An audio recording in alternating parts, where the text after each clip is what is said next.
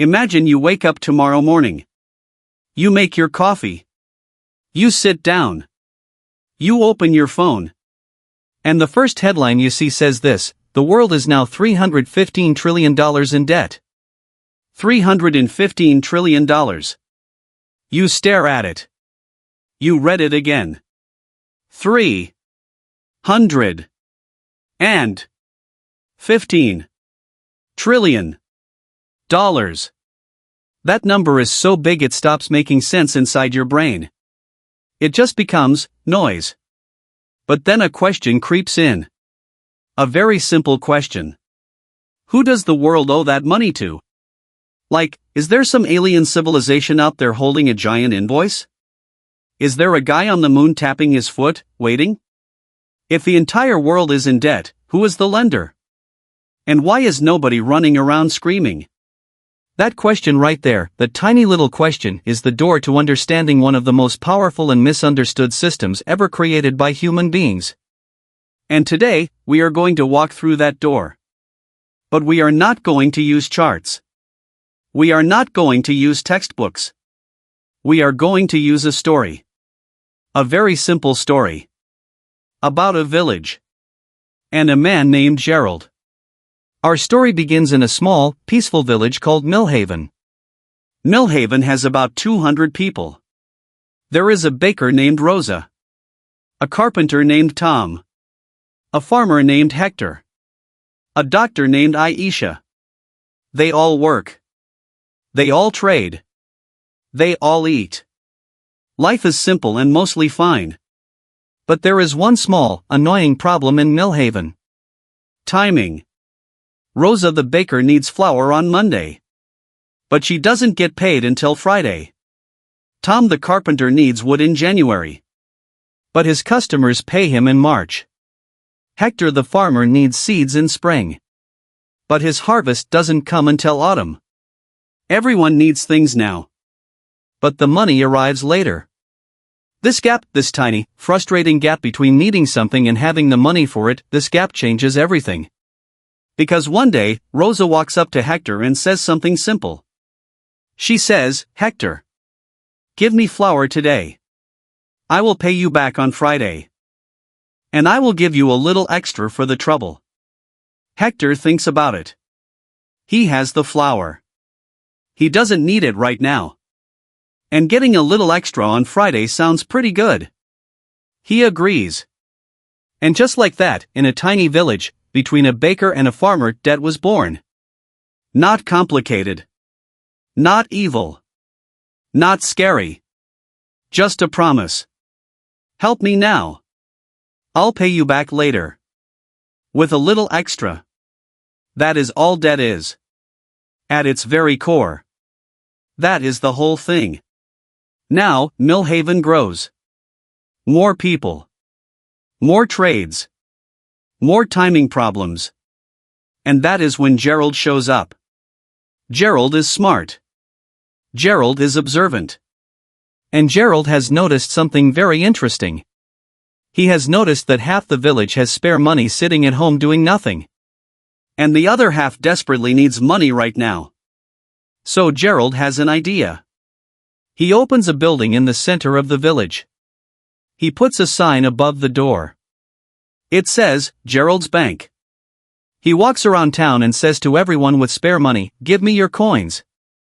I'll keep them safe. And every year, I'll give you back a little extra just for letting me hold them." Then he turns to everyone who needs money and says, "Come see me. I'll lend you what you need.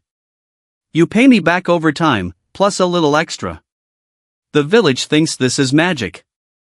The savers are happy. Their coins earn more coins while they sleep.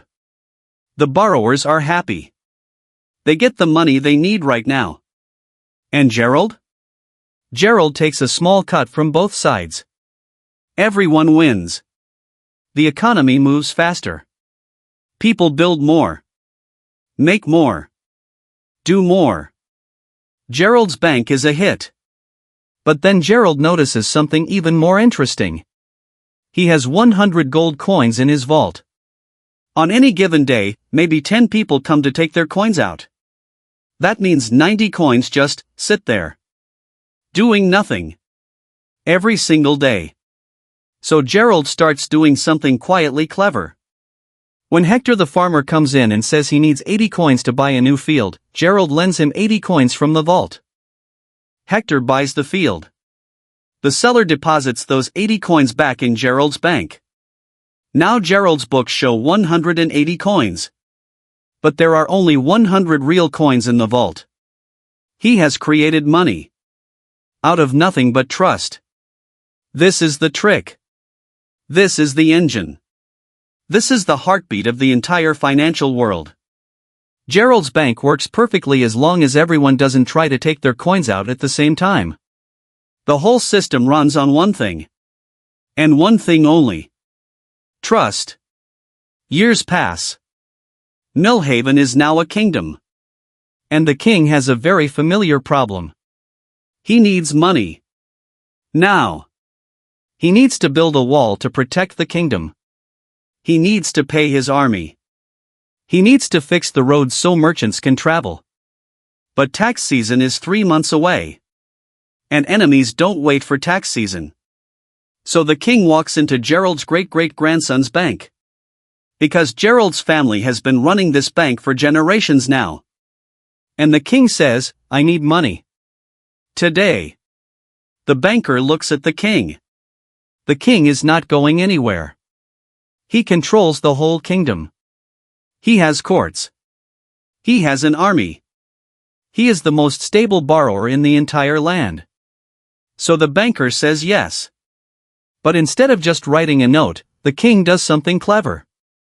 He creates a piece of paper. A formal, official piece of paper. It says, "I, the king, promise to pay back 1,000 gold coins in 10 years. And every year, I will pay 50 coins just for the privilege of holding this paper." This paper is called a bond. A bond is just a very official IOU. And here is where it gets interesting. The banker who bought that bond doesn't have to wait 10 years to see his money. He can sell the bond to someone else. He sells it to a merchant. The merchant sells it to a nobleman. The nobleman sells it to a guild. The bond travels all around the kingdom. Everyone who holds it collects 50 coins a year from the king. And the king? The king built his wall. He paid his army. He fixed the roads. The kingdom is safer. Trade is better. Everyone is, broadly, doing better. And when those 10 years are up, does the king reach into a giant piggy bank and pay back the full 1,000 coins? No. He issues a new bond. To pay off the old one. He borrows to pay his borrowing. Round and round. This is not a bug. This is the feature. This is how it was always designed to work. Now here is where every person in the kingdom starts making the same quiet decision. They start to think, why would I keep my coins sitting under my mattress, when I could lend them out and earn interest? The baker does it. The carpenter does it. The farmer does it. Rich merchants do it in massive amounts. Trading houses do it. Eventually, entire countries start doing it. Country A has more money than it needs right now. Country B needs to build a railway.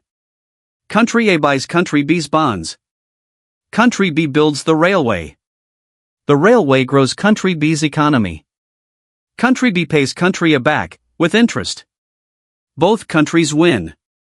This is global debt in its most beautiful, functional form. And for a long time, it works remarkably well. Roads get built. Hospitals get funded. Schools open. Wars get fought. Recoveries happen. The world grows. And the debt grows with it. Every year. A little more. Then a little more. Then a lot more. And somewhere around this point in the story, a new character enters. Not a villain exactly. But someone who makes everything much more complicated. That character is called the politician. The politician has one great passion in life. One burning, consuming, all-encompassing mission. Getting re-elected. And to get re-elected, the politician needs people to be happy. Happy today. Not in 10 years. Today. So the politician does something completely rational from his perspective, and somewhat catastrophic from everyone else's. He promises things. Lower taxes. New hospitals. Better roads. Bigger armies. Free this, subsidized that, expanded the other. The crowd cheers. The crowd loves it. And when someone in the back quietly asks, "But how do we pay for all of this?" the politician smiles warmly and says, "We'll borrow it." And then, just as importantly, he says, "Future governments will deal with the bill." This is called kicking the can down the road. And almost every government in the history of the world has done it. Because the people who benefit from the spending are alive right now. Voting right now. And the people who will have to deal with the debt are not born yet. Not voting. Not here. So the debt grows. Year after year. Government after government. Party after party. And now a new, even more powerful player enters the story. The central bank. In Millhaven, the king eventually stopped using gold entirely. Instead, he created paper money. Paper that he declared to be valuable. This piece of paper, said the king, is worth 1 gold coin. Because I say so. Because everyone agrees. Because we all trust it. And the central bank, the king's bank, the government's bank, controls how much of this paper exists. Here is the dangerous part. Here is the part that changes everything. If the government needs money and can't borrow enough, it can ask the central bank to simply create more money. Print it. Digitally conjure it. Add zeros to a spreadsheet. This sounds like magic. And in a way, it is. But there is a catch. Every new unit of money you create makes each existing unit worth slightly less. Think of it this way. Imagine you have a pizza. 8 slices. You and 7 friends each get one. Now the king says, "We are cutting this pizza into 16 slices. Do you have more pizza?" No. You have the same pizza. Just thinner slices. This thinning of money's value is called inflation. When governments print too much money, prices rise. Your slice buys less bread. Less rent.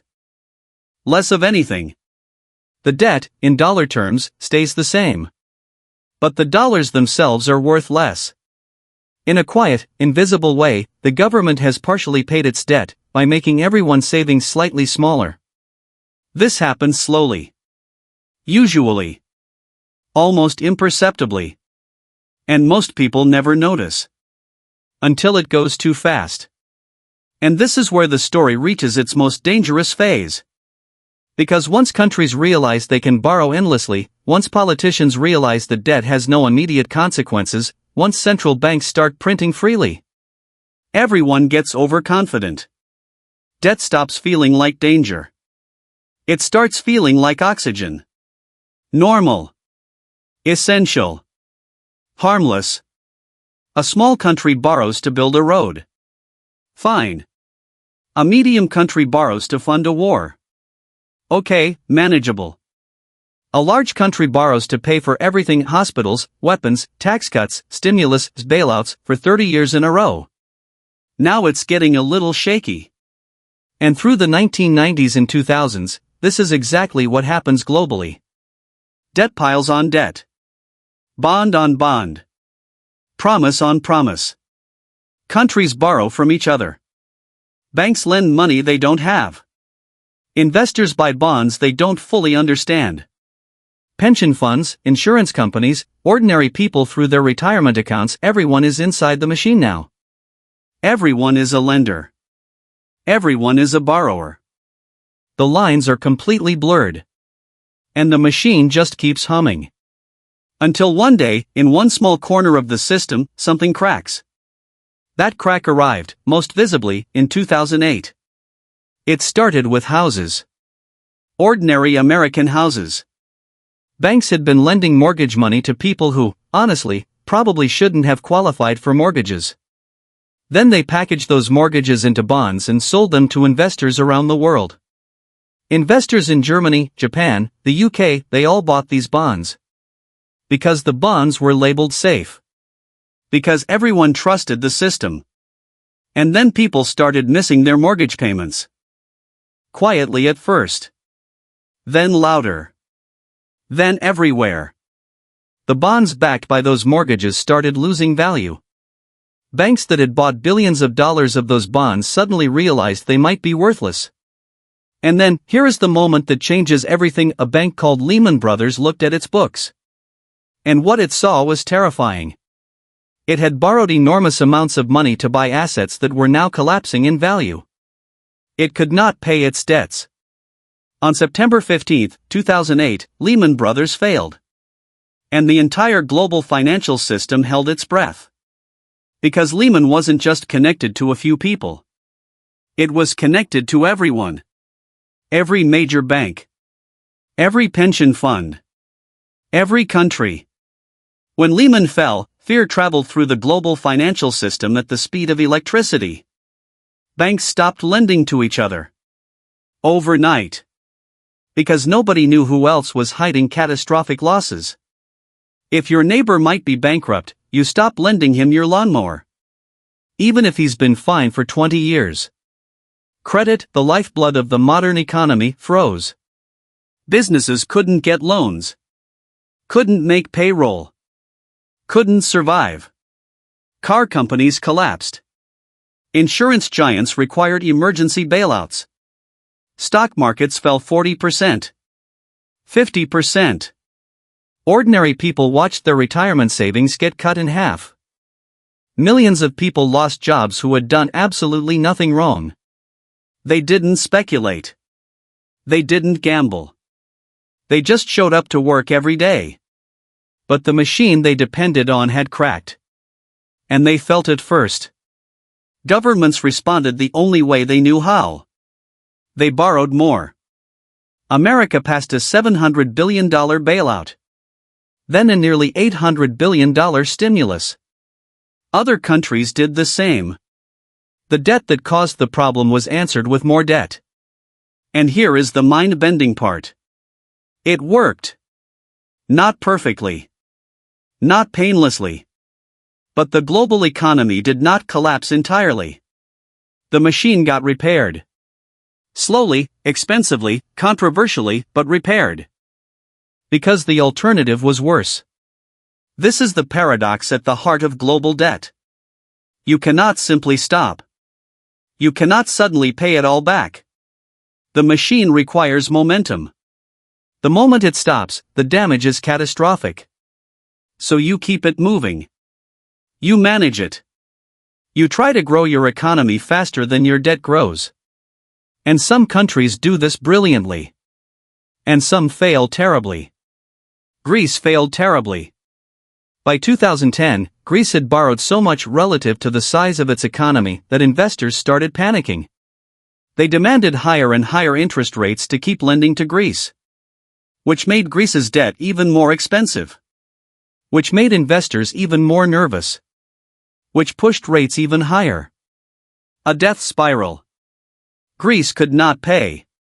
Could not print its own money, it uses the euro. Could not grow fast enough to escape. It required a massive international bailout. In exchange, Greece had to slash its spending brutally. Pensions cut. Hospitals understaffed. Teachers laid off. Young people leaving the country by the thousands. An entire generation of Greeks paid for decisions made by governments before they were old enough to vote. That is the other face of debt. When it fails, the most vulnerable people pay the price. Not the politicians who borrowed. Not the bankers who lent. The nurse. The pensioner. The kid who just wanted a job. So here is the summary. The clean, simple version. Global debt is the total of every promise every government, business, and bank in the world has made to pay money back in the future. Governments borrow by issuing bonds, official IOUs that pay interest. Other governments, banks, funds, and ordinary investors buy those bonds because they earn steady returns. The borrowing country pays interest for years, then issues new bonds to repay the old ones. The system never fully ends. It rolls forward continuously. It is not designed to be paid to zero. It is designed to be managed. As long as economies grow, as long as people trust the system, as long as interest payments stay manageable, the machine keeps turning. But if growth stops, if trust breaks, if interest rates spike faster than the economy can handle, the machine starts grinding. And the consequences are felt by real people. In real kitchens. In real lives. The real-world version of this story has been playing out for centuries. Ancient Rome borrowed to fund its legions. Medieval kingdoms borrowed to fund their wars. Britain borrowed massively to fund the Industrial Revolution and 2 world wars. America borrowed to build its highways, fight its wars, fund its recovery from every recession. Japan has debt worth 2.5 times its entire annual economy. And it is still functioning. Zimbabwe printed money so fast that a loaf of bread cost $1 trillion. Their currency became worthless. The difference between those two outcomes? Trust. Management. The relationship between debt and growth. Global debt today, all of it, public and private, governments and corporations, sits at over $315 trillion. The global economy produces about $100 trillion of value every year. So the world owes about 3 times its annual income. That sounds alarming. But remember, debt is not automatically a crisis. The question is always whether growth can outpace interest. And right now, for most of the world, it just barely can. Just barely. And that brings us to the lesson. Debt is fire. Used carefully, it heats your home, cooks your food, powers your engine. Used recklessly, it burns everything down. The hospital built on borrowed money that saves 10,000 lives, that is debt working perfectly. The government that borrows to throw lavish parties for its officials while schools crumble, that is debt is destruction. At a personal level, the same rules apply. Borrowing to build a skill that earns you more for decades, smart debt. Borrowing to buy things that lose value and generate nothing, dangerous debt. And the deep, quiet truth underneath all of it. Every system, from Gerald's tiny vault in Millhaven to the $315 trillion global machine, runs on exactly one thing. Trust. The moment people stop trusting, the system doesn't slow down. It stops. Completely. Instantly. 1929 stopped. 2008 nearly stopped. And every single time, it was ordinary people, not the architects of the machine, who felt the cold the hardest. So the next time you see a headline screaming about trillions in debt, don't panic. But don't look away either. Ask the real question. Not how much do we owe? But are we using this wisely? Are we growing? Are we building things that last? Because somewhere in the world right now, a government is issuing a new bond. And somewhere in the world right now, someone is buying it. And the wheel keeps spinning. The only question that has ever mattered is not whether it spins. It's what we build while it does.